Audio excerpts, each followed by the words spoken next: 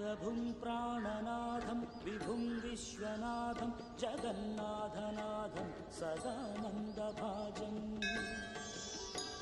భవద్భవ్యభూతేశ్వరం భూతనాథం శివం శంకరం శంభుమీశానని.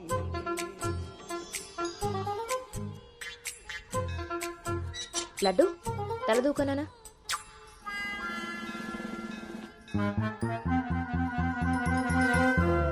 దువ్వెన్న చేతికిస్తే దేవారస వెధవలా ఇలాగ పైకి దూకుతున్నాడు చూసావా? ఇలాగే ఊరుకుంటే ముందు వెనక కూడా ఫంతులు ఇస్తాడు, మన కొంప మునుగుతుంది. శుభ్రంగా నూనె రాసి సైడ్ పాపిడి దీ వెధవకి. ఆయన జుట్టెలా దూకుంటే ఏంటండి? దువ్వే జుట్టు కట్టే బట్టను బట్టి ఎలా ఎదిగేడుస్తాడో తెలుస్తుంది. ఆయన ఊళ్ళో వాళ్ళ పిల్లలందరూ మన లడ్డు లాగానే పెరుగుతున్నారా ఏంటి? ఊళ్ళో వాళ్ళ గొడవ మనకెందుకు? మన లడ్డు చిచి చండాలమైన నీ పిలుపు నాకొచ్చింది ఏమిటే? అయినా లడ్డు బూందీ అని పిలుపు ఏమిటే? వీడేమన్నా శనగ పిండితోటి సున్ని పిండితోటి చేయబడ్డా? మన కష్టార్జితం ఘోరించవులే. ఇగో లక్షణంగా పైకొస్తాడని గౌతముడు నా మహానుభావుడు పేరు పెట్టాడు వీడికి. ఇవన్నీ బానే చెప్తారు.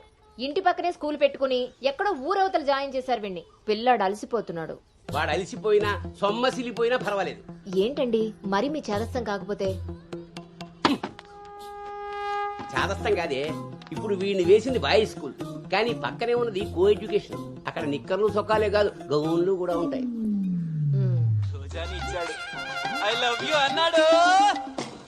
నా పెంపకం ప్రకారం వీడు పడ్డనుకో, కానీ ఏ గౌనన్నా వీడి వెనకాల పడిందనుకో చదువు సంకనాగిపోతుంది. ఏమిటండి వీడి వయసు ఏంటి? మీరు మాట్లాడేదేంటి అసలు? వయస్సు వీడిది. రే నీకొచ్చిన పాట వాడు పాడమ్మా. చిలుక క్షేమమా కులుక కుశలమా ప్రియతమా. అబే ఒక సినిమాకి షికారికి తీసుకెళ్లకుండా మొక్కను కంచె వేసి పెంచినట్టు ఇంత కట్టుదిట్టంగా పెంచుతుంటే ఇప్పుడే వీడు చిలుక క్షేమమా అంటున్నాడు. వదిలేస్తే లక్సు పాప అంటాడు. ఈ జనరేషన్ పుట్టడమే రేసు గుర్రాలు పుడుతున్నారు. కళ్ళె వేయకపోతే కంచె దాటేస్తారు. 20వ సెంచరీలో వీడికి ఏదో ఉద్యోగం వస్తుంది.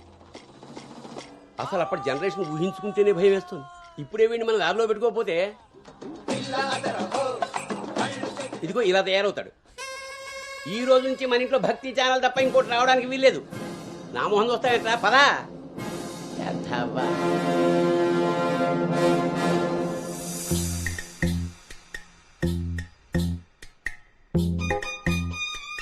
ఏమా టిఫిన్ చేసావా తల్లి? టిఫిన్లు భోజనాలు అలా ఉంచండి.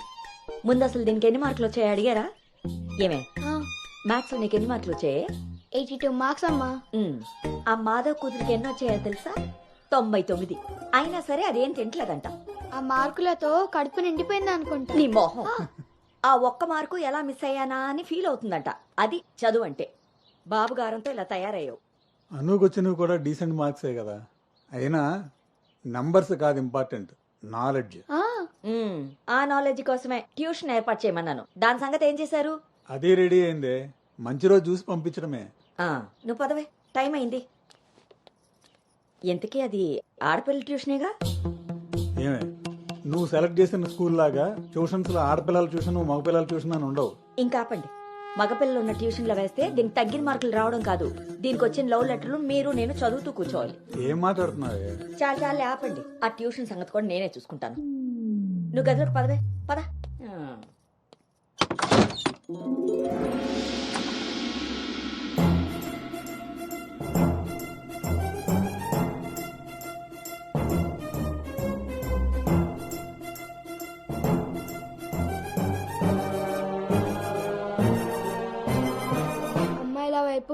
అమ్మాయిల వైపు కన్నెత్తి చూడను, అబ్బాయిలతో పన్నెత్తి మాట్లాడను, వాళ్ళు తల తిప్పి మాట్లాడించిన నేను తల దించుకొని వెళ్ళిపోతాను, నాన్న చెప్పిన మాట జవదాటను, అమ్మకిచ్చిన మాటని మర్చిపోను.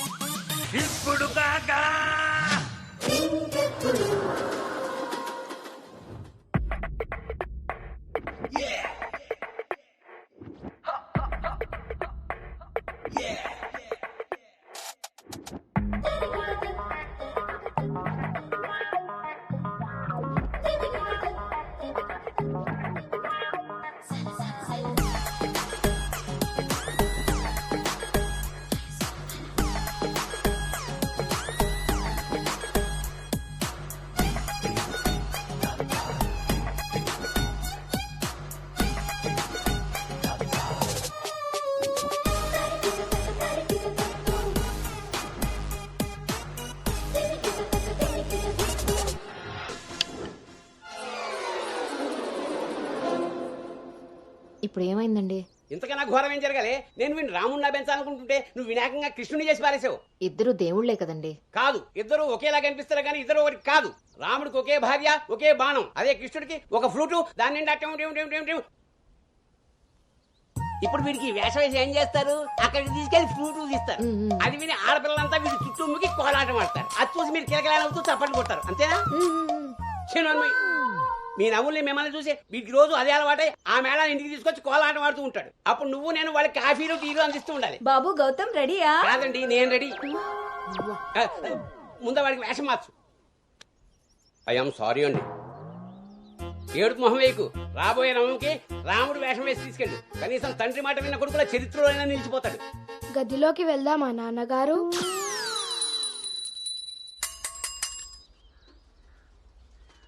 ఏ తీరుగా నన్ను అది రే ఇవాళ సుత్తి అదిరిపోయింది రే అన్నమ్మా బేగరా రే, ఎంత ధైర్యం ఉంటే ఆడపిల్ల కూర్చునే రిక్షాల్లో మగపిల్లని ఎక్కిస్తావరా?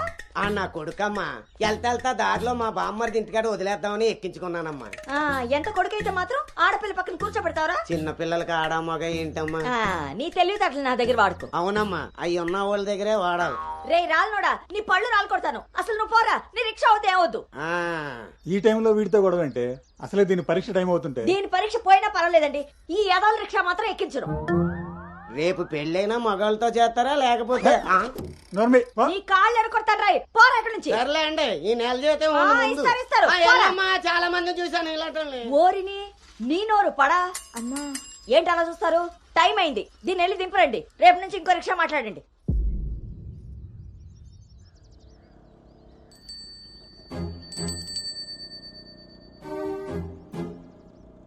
నానా, ఏంటి తల్లి?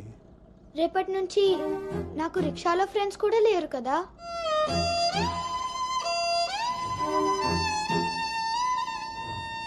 మనం ఇటెక్కడికి వెళ్తున్నాం?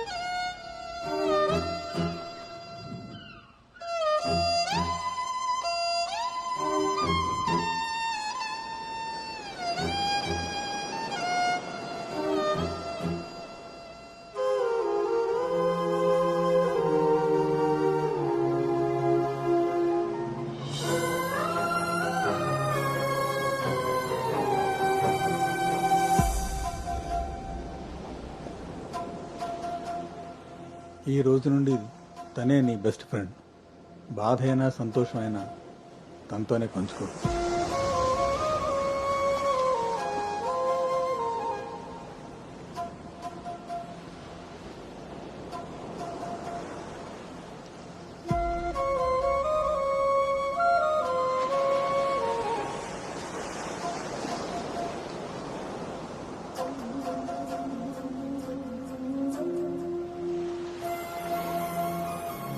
నా బాధ నీతో చెప్తే నాకు రిలీఫ్ ఎలా అవుతుంది?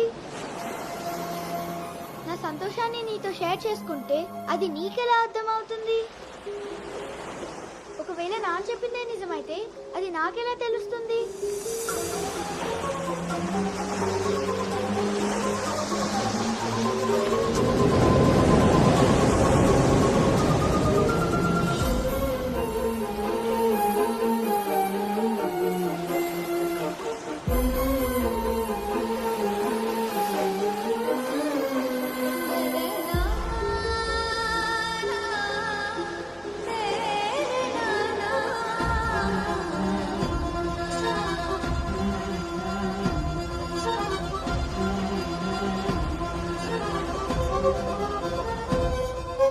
నీకు విషయం చెప్పనా?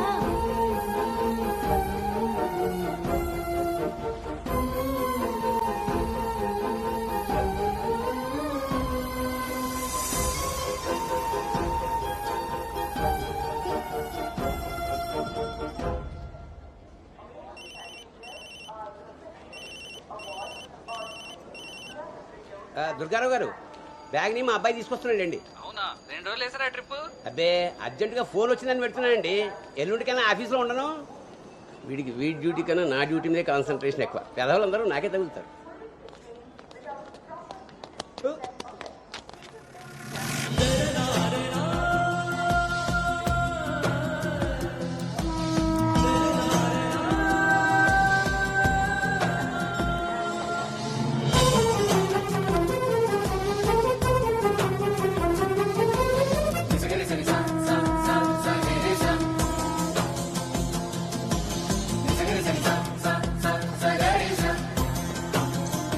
ఏ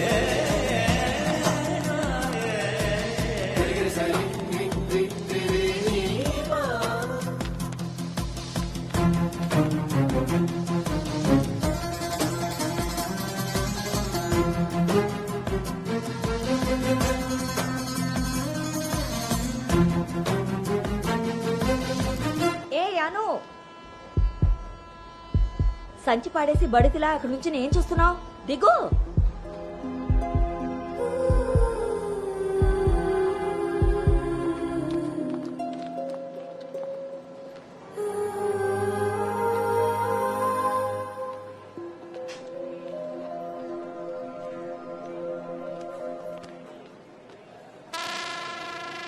ఏం చేస్తున్నారు ఇక్కడ?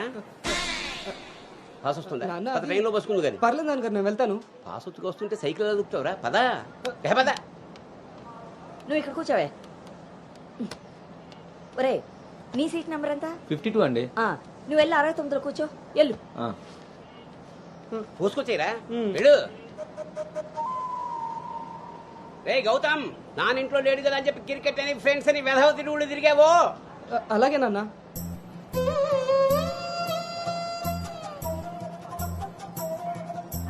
రే గౌతమ్, రోజు ఫోన్ చేస్తాను, ఎప్పుడు చేస్తానో తెలియదు రే, నువ్వే ఎత్తాలి.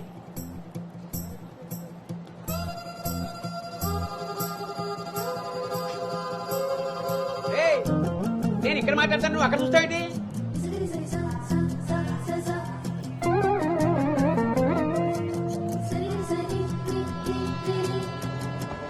సైకిల్ జాగ్రత్త రోయ్. రే అటెక్కడరా, ఇటు. అలాగే నాన్న.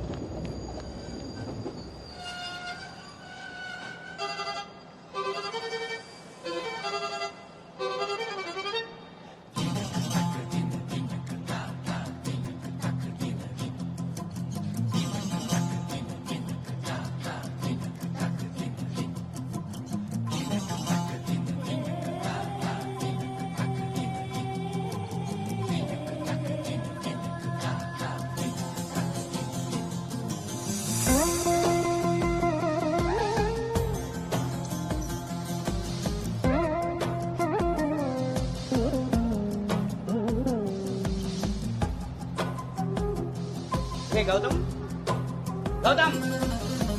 నాన్నయ్, అవును, ఇంతకీ ఆ చేతిలో సంచి ఏమిట్రా? నీవే నాన్న మందులు. నీ చేతికి ఎలా వచ్చాయి? ఇందాక నేను కిందకు వచ్చినప్పుడు పాస్ పోసుకోవడానికి ట్రైన్ ఎక్కినప్పుడు, ఆ తర్వాత మళ్ళీ నువ్వు ఎక్కావు కదా నాన్న. ఆపు. అవునరే, నువ్వెక్కడికి ఎలా వచ్చావురా? మన సైకిల్ తొక్కుంటున్నా.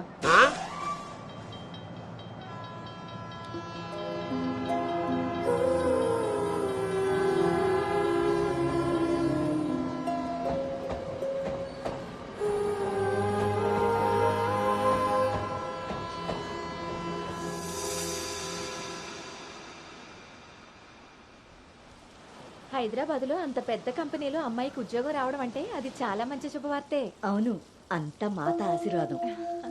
అమ్మాయిని పెంచినట్టు పద్ధతిగా పెంచారు. మీ అబ్బాయి క్యాంపస్ సెలక్షన్ లో జాబ్ కొట్టడం చిన్న విషయం కాదు సార్, అంతా మీ ప్లానింగే. ప్లానింగ్ అనా బొందా పెంపకం. నమస్తే సార్. సుబ్రహ్మణ్యం గారు తీసుకోండి. మొత్తానికి సాధించారుగా. సార్ తీసుకోండి. ఇంతకీ విన్నర్ ఎక్కడ సార్? ఇంకెక్కడ ఉంటాయండి, ఉంటే ఇంట్లో లేదా క్యాంపస్ లో. ఆ రెండు తప్ప ఇంకేమీ తెలియదు వాడికి. తీసుకోండి.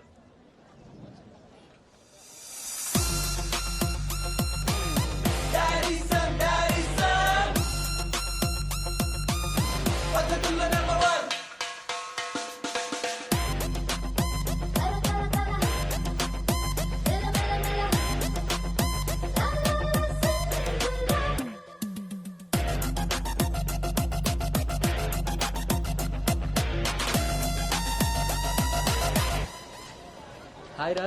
హాయ్ బావ. హాయ్ రా. హాయ్. హాయ్ రా. ఎరా. హాయ్ రా. Yes. Thank you. Thank you. ఈ క్యాంపస్ లో నీ రోల్ మోడల్ భార్గవి తర్వాత అంత పెద్ద ప్రెస్టీజియస్ కంపెనీకి సెలెక్ట్ అయిన సెకండ్ అమ్మాయివి నువ్వే. తన ఫీట్ రిపీట్ చేయాలనుకున్నా, అచీవ్ చేసా. నా డ్రీమ్ ఫుల్ఫిల్ అయింది. ఇంతకీ హైదరాబాద్ లో అబ్బాయిలు కూడా ఉంటారని మీ మమ్మీకి తెలుసా? మీ బాబు కాచిగూడనా సికింద్రాబాద్ అని అడుగుతున్నాడు ట్రాన్స్ఫర్.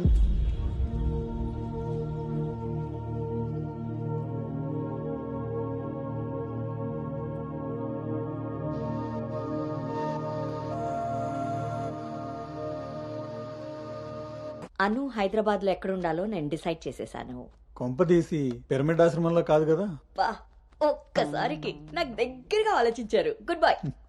నీ పొగడ్తలాపి ఎక్కడో చెప్పవే. నా ఫ్రెండ్ గీతాదేవి ఉంది కదా, హ్మ్. తన కూతురు శ్రావణి దగ్గరికి. ఆ పిల్ల అక్కడేం చేస్తోంది? తల్లిలా ప్రవచనాలు చెప్తుందా ఏంటి? సాఫ్ట్వేర్ ఉద్యోగం చేస్తుంది. మా గీతాదేవి తన కూతుర్ని ఎంత పద్ధతిగా పెంచిందో తెలుసా? మా నాను అక్కడుండమే అన్ని విధాలా కరెక్ట్. బాగున్నానమ్మా, నువ్వెలా ఉన్నావు? శనివారం గోదావరికి బయలుదేరుతుంది, సోమవారం జాయినింగ్. సరే ఆంటీ, డిన్నర్ టైం అయింది. 7 కదమ్మా అయింది. 7 కి తింటేనే కదా ఆంటీ 8 కి పడుకోగలం. 8కే పడుకుంటావా? అప్పుడేగా మార్నింగ్ 4 కి లేవగలుగుతాను. ఇంకా నయ్యం, పద్ధతైన పిల్ల అక్కడ ఉంది కాబట్టి సరిపోయింది. లేకపోతే అనుకు తోడుగా హైదరాబాద్ నేను వెళ్లాల్సి వచ్చేదేమో.